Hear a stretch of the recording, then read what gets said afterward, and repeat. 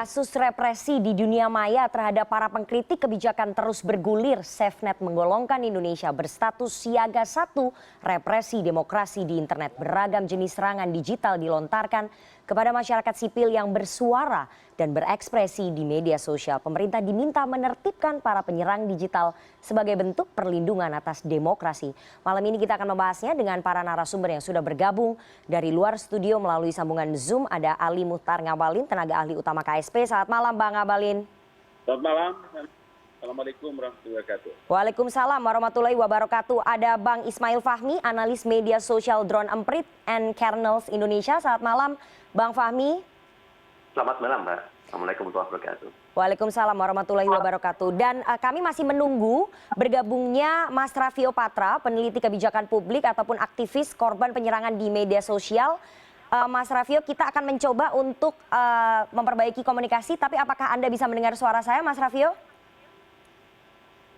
Oke, tampaknya belum. Saya akan langsung saja ke Bang Ngabalin. Bang Ngabalin, tahun 2020 ini ada beberapa kasus penyerangan di media sosial. Saya bacakan. Paling tidak ada 4 yang sudah kami rangkum. Pembobolan akun WhatsApp dan penangkapan aktivis Raffio Patra April 2020. Kemudian penyanyi Tompi diserang buzzer di Twitter usai menyampaikan kritik tagihan PLN-nya yang membengkak pada bulan Mei 2020. Akun Instagram Pemret Tempo Budi Setiarso diretas saat memandu diskusi pada bulan Mei 2020. Dan yang terakhir, komedian Bintang Emon diserang dan juga dirundung, kemudian dituduh menggunakan narkoba karena dia membuat video kritikan atas tuntutan setahun bagi terdakwa kasus penyiraman air keras penyidik KPK Novel Baswedan. Apakah kemudian pemerintah tidak merasa ataupun tidak melihat ini sebagai bentuk dari kemunduran demokrasi, Bang Ngabalin? Ya, yang paling pertama memang harus kita sepakati bahwa hak kebebasan berpendapat itu kan diatur dalam Undang-Undang Dasar 1945. Kita tahu dalam pasal 28 huruf E itu jelas ya, jelas keterangan Undang-Undang Dasar 1945 menjelaskan tentang hak dasar yang dimiliki bahwa setiap orang berhak untuk dan atas nama kebebasan kemudian berserikat, berkumpul dan menyampaikan pendapat di depan publik, kemudian di mana-mana. Tetapi jangan lupa bahwa setiap kebebasan itu kan ada aturan-aturan yang mengatur juga terkait dengan aspek moral, aspek agama dan lain-lain. Kritik saya kira iya. Tidak akan mungkin demokrasi itu bisa berkembang dengan baik di suatu negara kalau tidak ada kelompok yang memposisikan diri untuk bisa memberikan masukan kritik kepada pemangku kebijakan negara. Karena itu saya kira atas nama demokrasi ya kita tentu setiap orang punya hak juga untuk bisa melihat ini menjadi bagian yang tidak terpisahkan dari sebuah konsep besar yang kita pakai dalam hidup berbangsa dan bernegara di tanah air. Nah, dalam poin inilah maka saya kemarin juga berdialog beberapa kali dengan Pak Novel, kemudian dengan teman-teman dari aktivis hukum, kemudian hak asasi, ada juga Pak Ode Sarif kemarin.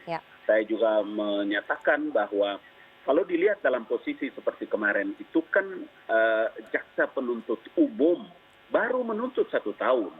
Maka yang penting bagi kita adalah memberikan pencerahan kepada publik itu adalah proses persidangan yang sedang berjalan. Ya, Bang Maka Ngabalin, setiap orang memiliki kemampuan untuk bisa menyampaikan hal-hal yang terkait dengan keadilan dalam menentukan jati dirinya. Oke, Bang Ngabalin, Anda sudah mengatakan bahwa setiap kebebasan berpendapat itu harus diatur, semua warga negara berhak untuk menyampaikan pendapatnya, tapi yang terjadi ketika kemudian menyampaikan ekspresinya, menyampaikan pendapatnya di media sosial, kemudian mereka aktivis dan juga pesohor ini ramai-ramai diserang. Apakah kemudian pemerintah tidak menyadari itu dan berusaha melindungi kebebasan berekspresi itu, Bang Ngabalin? Bukan persoalannya di situ, Semua orang yang bisa memberikan kritik kepada satu kebijakan, ini kan kebijakan hukum, ini kan keputusan proses hukum yang sedang berjalan, kemudian dengan aspek penuntutan yang ditetapkan, yang dituntut oleh jaksa penuntut umum itu kan belum selesai. Oke. Dalam proses hukum jangan lupa bahwa hakim tidak mengambil keputusan tidak terpegantung kepada jaksa penuntut umum. Menurut ketentuan undang-undang, kitab undang-undang hukum acara pidana tahun 81 nomor 8 pasal 1 angka 6 itu menjelaskan tentang independensi jaksa. Semua Oke. pengkritik itu harus mengerti itu posisi supaya Anda tidak membuat gaduh di ruang publik. Itu masalahnya. Oke, Bang, Gitu loh. kita fokus saja. Ini kita sedang tidak membahas soal tuntutan jaksa ataupun pembelaan pledoi dari terdakwa penyiram air keras, tapi yang sedang kita bahas adalah bagaimana kemudian pemerintah bisa melindungi kebebasan berekspresi dari warga negara di media sosial yang ingin mengekspresikan pendapatnya begitu. Karena ini juga terjadi di negara-negara lain. Iya, iya. Nah, itu bagaimana, Begini. Bang Abalin? Begini masalahnya. Masalah yang paling mendasar itu kita bicara di masalah media sosial. Tentu berbeda dengan kita berbicara di media mainstream seperti CNN pada hari ini. Kalau di media sosial itu kan Oke. siapa saja bisa melakukan tanpa ada alasan terhadap aspek hukum, Oke. aspek sosial, aspek politik dan lain-lain. Oke. Itu yang saya katakan bahwa siapa saja boleh melakukan kritik, tetapi kritik itu tidak terkait dengan hal-hal yang menyangkut dengan ketetapan hukum. Oke. Nah, kalau kemarin yang disampaikan itu kan proses. Sementara yang saya ingin katakan bahwa kita memperbincangkan tentang 1 tahun dari 2 orang itu dituntut, kan bukan dijatuhi hukuman, Oke. baru dituntut. Oke. Maka Ya. semua orang harus mengerti. Ketika menyampaikan kritik itu harus mengerti posisi apa yang hendak dia bicarakan. Itu Oke, loh. oke Bang Abalin, saya tahan dulu, saya akan bertanya ke Mas Raffio Patra yang sudah bergabung melalui sambungan Zoom. Mas Raffio, tadi sudah disampaikan oleh Bang Abalin bahwa siapa saja boleh menyampaikan kritik asalkan tahu batasan-batasannya, begitu. Dan saya ingin bertanya bahwa Anda sempat menjadi korban serangan buzzer di media sosial, akun medsos Anda dihack. Apakah itu ada kaitannya dengan kritik Anda atas kebijakan-kebijakan pemerintah yang Anda nilai itu tidak sesuai gitu? Itu ekspresi dari pemikiran Anda, Mas Raffio?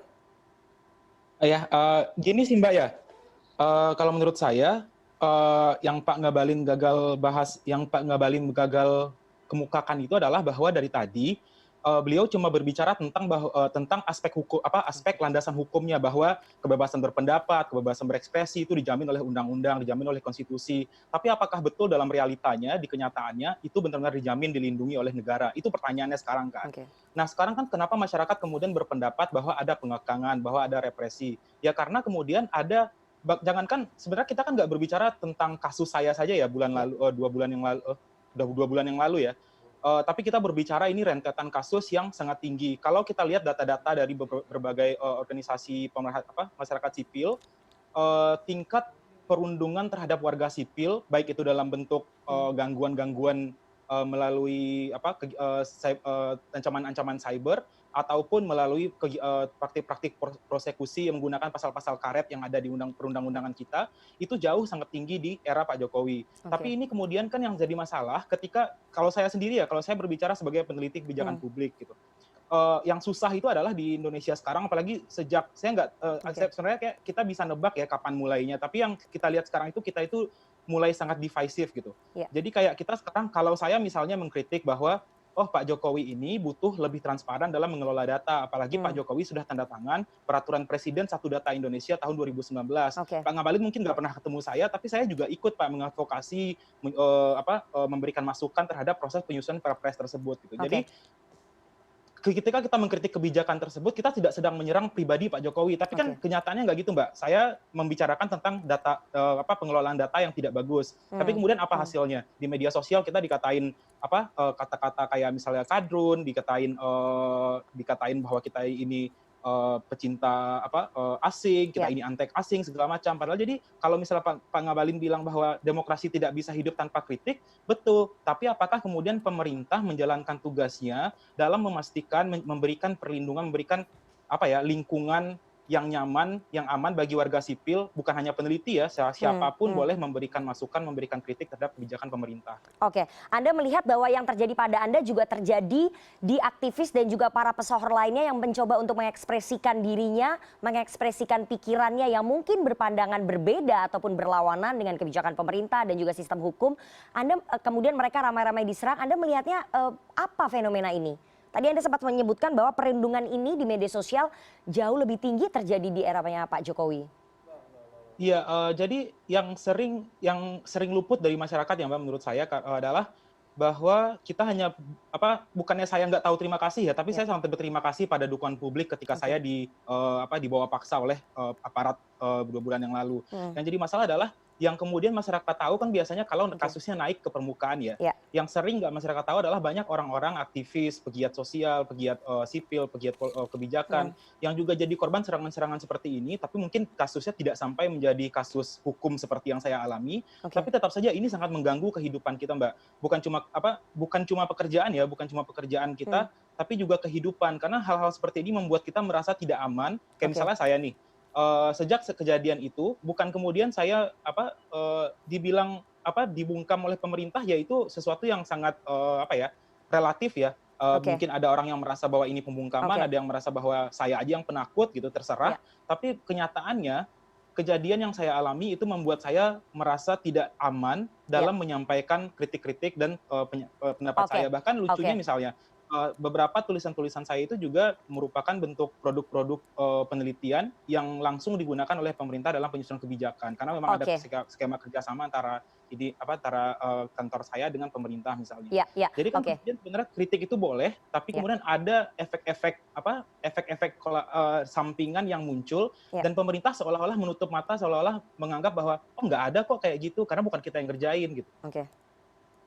Oke, saya mau tanya ke Bang Abalin. Bang Abalin, tadi saya jelaskan sedikit apa yang disampaikan oleh Bang Raffio atau Mas Raffio. Mas Raffio menyampaikan bahwa perundungan di media sosial jauh lebih tinggi terjadi pada saat era Pak Jokowi dan warga negara, Mas Raffio dan juga teman-teman para pengguna media sosial lainnya itu merasa tidak aman ketika melontarkan kritik terhadap kebijakan. Dan sebetulnya ketika mereka mengkritik Pak Jokowi itu bukan mengkritik secara personal, tapi mengkritik kebijakan-kebijakannya demi juga kebaikan dari pemerintah itu sendiri. Dan apakah kemudian pemerintah sudah menjalankan tugasnya untuk melindungi warga negara? Bagaimana respon dari pemerintah, Bang Abalin?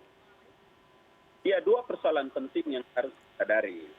2 persoalan penting yang harus disadari. Yang pertama memang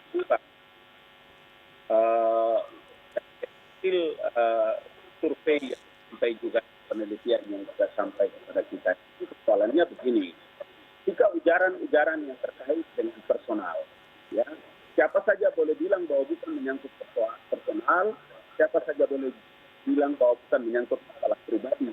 Tetapi memang yang selama ini adalah media sosial, media itu adalah sebuah teknologi. Ketika media itu dipakai untuk menyebarkan berita-berita kebencian terkait dengan masalah-masalah kebijakan, kemudian melakukan ujaran kebencian dan lain-lain. Bang Abalin, apakah kemudian kritik itu adalah ujaran kebencian menurut pemerintah? Hati-hati menggunakan istilah itu. Kritik dari awal saya bilang bahwa kebebasan berpendapat diatur dalam undang-undang, dalam regulasi negara.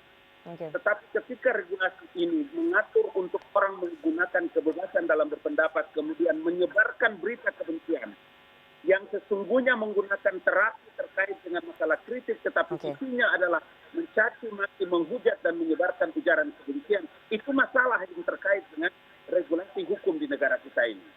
Jadi jangan juga kita keberatan kalau ketika ada orang yang memberikan dukungan terhadap kebijakan-kebijakan pemerintah, kemudian mereka harus menyanggah itu. Makanya saya pun berkali-kali mengatakan kepada siapa saja yang memberikan kesempatan, baik dari kami dari kantor staf presiden, bahwa pemerintah juga akan dituduh untuk menggunakan buzzer. Padahal saya menantang mereka berkali-kali. Tunjukkan kepada saya siapa manusianya, dari mana orangnya. Bang Abalin, artinya Anda ingin menegaskan bahwa pemerintah tidak menggunakan buzzer dalam melawan ataupun membungkam kritik-kritik begitu ya di media sosial, Bang. Itu harus ditegaskan. Waktu untuk mengurus masyarakat dengan berbagai program konsentrasi pemerintah terhadap penanganan COVID-19 ini saja tidak cukup untuk bisa kita pakai. Oke, Apalagi oke. mau duduk mengurus yang namanya buzzer, kemudian kita juga harus mengerti bahwa di negara demokrasi kemudian ada orang-orang yang memberikan dukungan terhadap kebijakan-kebijakan pemerintah, jangan Anda keberatan. Oke. Karena itulah sebuah demokrasi di negara kita ini.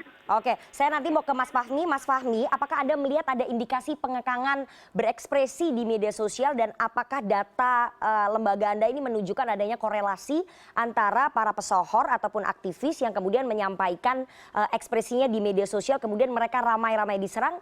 Jangan dijawab dulu, Mas Fahmi. Kita akan kembali usai jeda. CNN Indonesia Newscast segera kembali, jangan kemana-mana.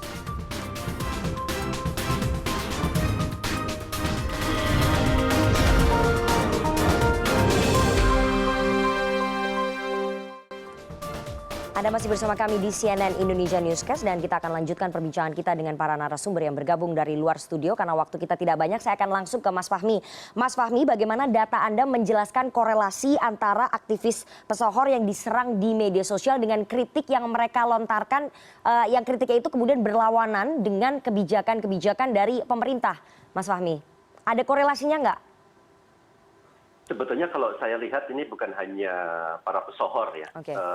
Netizen, siapapun itu mereka mengalami itu. Banyak hal mengalami itu. Oke. Ada pendapat berbeda, cuma bedanya mungkin levelnya tidak rame-rame. Dan kalau saya lihat, ini mungkin seperti Bang Ramli tadi bilang ya, ini media sosial, jadi kesannya dibebaskan. Silahkan, bebas, menyampaikan pendapat, asal tidak melakukan fitnah dan seterusnya. Jadi saya lihat seperti itu. Itu luar biasa. Sekarang ini luar biasa. Apalagi kalau misalnya aktivis, biasanya kalau aktivis, pesohor, mereka kan followernya besar. Ketika mereka punya pendapat, itu akan memberikan influence yang sangat besar. Dan ini akan berdampak cukup besar sehingga kontra pun juga cukup besar. Kadang kalau orang-orang personal, ya, tidak pesohor, mereka menyampaikan pendapat juga akan diserang sama orang berbeda pendapat. Tapi mungkin levelnya 1-2 orang seperti itu. Dan itu terus terjadi. Dan ini kadang-kadang melihat ya, saya bisa perhatikan ada yang harus hati-hati ketika bicara gitu. Mereka yang sudah paham bagaimana berkomunikasi, sudah pengalaman untuk diserang, cenderung untuk kemudian lebih hati-hati, lebih diam. Barangkali kemudian udah wait aja lah saya dari media sosial gitu, daripada nanti punya masalah yang seperti Mas Raffio ceritakan tadi, kehidupan pribadinya, pekerjaannya bisa terpengaruh gitu. Itu saya perhatikan ada terjadi. Oke, Mas Fahmi, apakah memang perundungan itu terorganisir dan juga sistematif? Memang ada buzzer-buzzer yang melakukan penyerangan perundungan secara sistematif dan terorganisir? Ada yang merequest itu untuk menyerang mereka yang berlawanan, begitu perbedaan pilihan politiknya ataupun ekspresinya? Jadi gini, Mbak. Itu kalau lihat proses yang saya bisa tangkap itu hanya ada yang di layar saja, dari data saja. Di balik data itu, berarti kan pertanyaan Mbak tadi, siapa yang, ada nggak yang memproses, yang mengusulkan segala macam, saya nggak dapat datanya itu. Tapi yang saya tahu adalah, dalam kontestasi sekarang, ini kan residu dari Pilpres waktu lalu, sampai sekarang itu selalu ketika kita bicara soal pemerintah, atau pro dan kontra, selalu ada 2 klaster, 2 kelompok itu di media sosial. Ada mungkin kadang 3 kelompok gitu. Kalau misalnya kalau kasus yang kemarin itu ada 3 kelompok, yang pendukung pemerintah, kemudian juga yang suka oposisi, ya, itu akan residu dari Pilpres yang lalu. Yang satu lagi adalah mereka masyarakat umum, netizen umum, yang mereka dikomando itu, mengikuti para pesohornya, yaitu para komika. Jadi ini cukup besar juga. Ya. Dalam berbagai kasus itu berbeda-beda, tergantung ini kepentingannya siapa. Dan ini terjadi saling membela kepentingan masing-masing, saling mengekspresikan pendapatnya masing-masing, dan itu saya perhatikan cukup besar gitu. Di balik ini apakah ada yang order, saya nggak tahu. Oke, Mas Raffio, Anda trauma tidak sih dengan apa yang terjadi dengan Anda? Anda dirundung, kemudian Anda sempat dihack di akun WhatsApp Anda, kemudian Anda sempat ditangkap juga. Anda trauma untuk menyuarakan pendapat Anda di media sosial atau malah semakin berani, Mas Raffio? Trauma sih pasti trauma ya Mbak ya. Kayaknya naif juga kalau dipikir nggak menyebabkan trauma kayak gitu. Karena itu kejadiannya saya bukan diketok pintunya terus dikasih surat, Mas tolong ikut dengan kami ke kantor gitu ya. Tapi ini di jalan disergap seolah-olah saya ini teroris atau apa gitu ya. Lalu dibawa, nggak dikasih akses ke pengacara segala macam. Jadi makanya saya juga beberapa hari yang lalu saya lihat Pak Fajrul Rahman, rekannya Pak Ngabalin, ngomong di sebuah TV lain ya. Selalu bahasannya mirip gitu. Selalu kita lagi ngebahas kritik, yang dibahas selalu dibalas dengan, oh ujaran kebencian nggak boleh. Ya kita juga nggak ada yang bilang ujaran kebencian itu boleh. Kita bilang kritik. Mana kemudian misalnya saya coba buktikan ada nggak saya menyampaikan ujaran kebencian? Enggak. Ada nggak Ananda Badudu dan Dilaksono atau kawan-kawan yang lain menyampaikan ujaran kebencian? Kan enggak. Jadi kalau dibilang trauma ya pasti trauma. Istilahnya ini kalau kita di ilmu sosial kan kita ada relasi kuasa ya. Saya yang cuma warga biasa gini, kalau berhadapan sama yang sistem perlindungan kekuatannya kuat, ya nggak kelawan gitu. Cuma kalau dibilang takut, mungkin nggak takut ya. Cuma agak ya itu kata Mas Fahmi tadi rada lay low dulu sekarang. Iya, terakhir Bang Abalin, apa yang bisa dilakukan pemerintah, langkah tegas apa yang bisa dilakukan pemerintah untuk menindak ataupun menertibkan para penyerang digital ini supaya Mas Raffio dan juga teman-teman lainnya ataupun masyarakat sipil, civil society itu tidak trauma dan tidak takut, merasa aman untuk menyampaikan ekspresinya di media sosial. Singkat saja Bang Abalin. Saya mengulangi pernyataan Bapak Presiden Joko Widodo pertama kali memangku kuasa sebagai kepala pemerintahan. Beliau membacakan mengemukakan tentang pasal 23 ayat 2 tentang Undang-Undang Nomor 39 tahun 99 tentang hak asasi manusia. Dan itu berkali-kali disampaikan dan berkali-kali disampaikan di beberapa kesempatan ketika orang menyebarkan ujaran kebencian, kemudian mencaci maki, menghujat orang-orang yang bertopeng, kemudian menyebarkan berita yang terkait dengan berita kebohongan. Kami mengulangi pernyataan pasal 23 ayat 2 itu bahwa setiap orang bebas untuk menyampaikan, mengeluarkan dan menyebarluaskan pendapat sesuai hati nuraninya. Secara lisan ataupun tulisan melalui media cetak maupun elektronik dengan memperhatikan nilai-nilai agama, kesusilaan, kemudian ketertiban, kepentingan umum dan keutuhan negara. Itu berkali-kali. Sayang sekali Bang Abalin, sayang sekali. Pemerintahan Presiden Joko Widodo ini orang bebas menggunakan media sosial mencaci maki dan menghujat. Sayang sekali Bang Abalin, waktu kita sudah habis dan kita harap bahwa pemerintah bisa menertibkan para penyerang digital dan memberikan rasa aman kepada warga negaranya dalam mengekspresikan pendapatnya di media sosial ataupun di tempat publik. Terima kasih sekali semua narasumber yang sudah bergabung di CNN Indonesia Newscast malam hari ini dan demikian perbincangan kita tentang bagaimana kebebasan berekspresi di semua platform terutama di media sosial.